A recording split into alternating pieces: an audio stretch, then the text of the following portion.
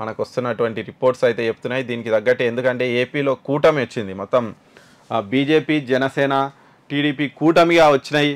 మరి కూటమి మోడీ వేవ్లో ఇవి కూడా ఈ స్టేట్లు కూడా వచ్చినాయి. తెలంగాణ తెలుగు రాష్ట్రాల్లో కూడా మోడీ వేవ్ కనిపించింది. క్రాస్ ఓటింగ్ పెద్ద ఎత్తున జరిగిందన్న ప్రచారం అయితే జరుగుతుంది. ఈ నేపథ్యంలో మనం ఎంపీ ఎలక్షన్ల వరకే ఇక్కడ చూస్తున్నాం, అసెంబ్లీ ఎలక్షన్ల రిజల్ట్స్ జోలికి మనం పోవడం లేదు, అది గుర్తుంచుకోవాలి. ఇక ఎంపీ ఎలక్షన్లో ఎవరికి ఎక్కువ సీట్లు వచ్చే అవకాశం ఉందని చూడాలి. ఇవే ఫలితాలు అసెంబ్లీ ఎలక్షన్లలో వస్తాయని మనం చెప్పలేము, ఎందుకంటే క్రాస్ ఓటింగ్ పెద్ద ఎత్తున జరిగిందన్న సమాచారం అయితే మనకుంది.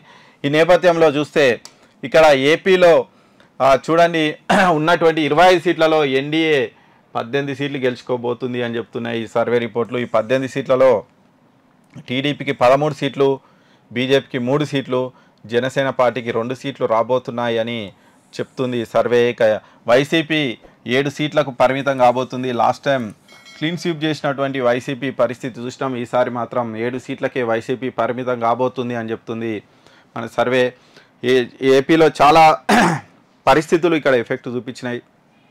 ఆ పరిస్థితులు చూస్తే జగన్ మీద 3 పార్టీలు ఒక్కటై పోటీ చేసినాయి, ఆ సానుభూతి కనిపించింది. అసెంబ్లీ ఎలక్షన్లలో జగన్ పార్టీకి కాస్త మొగ్గుండే అవకాశం ఉందన్న రిపోర్ట్స్ అయితే ఉన్నాయి. కానీ అదే టైంలో మనకు వస్తున్నటువంటి రిపోర్ట్స్ ప్రకారం క్రాస్ ఓటింగ్ పెద్ద ఎత్తున అయింది. అసెంబ్లీకి జగన్కు ఓటేసిన వాళ్ళు కూడా ఇక్కడ కూటమికి మద్దతు పలికిరు, మోడీ కోసం అన్న ప్రచారం అయితే ఉంది. నేపథ్యంలో దానికి తగ్గట్టే ఏపీలో మెజార్టీ సీట్లు కూటమి గెలిచే అవకాశం ఉంది. ఎంపీ సీట్లలో టీడీపీకి 13, బీజేపీకి 3, జనసేనకు 2 పార్టీలు, మొత్తంగా ఎన్డీఏకు 18 సీట్లు వచ్చే అవకాశం ఉందని చెప్తున్నాయి ఈ సర్వేలు. ఇక ఇక్కడ ఇండియా కూటమి లేదు, ఉన్న కాంగ్రెస్ పార్టీకి వచ్చే అవకాశం లేదు కాబట్టి షర్మిల కూడా పోటీ చేసింది, అయినప్పటికీ ఆడ గెలిచే అవకాశం లేదు అని చెప్తున్నారు.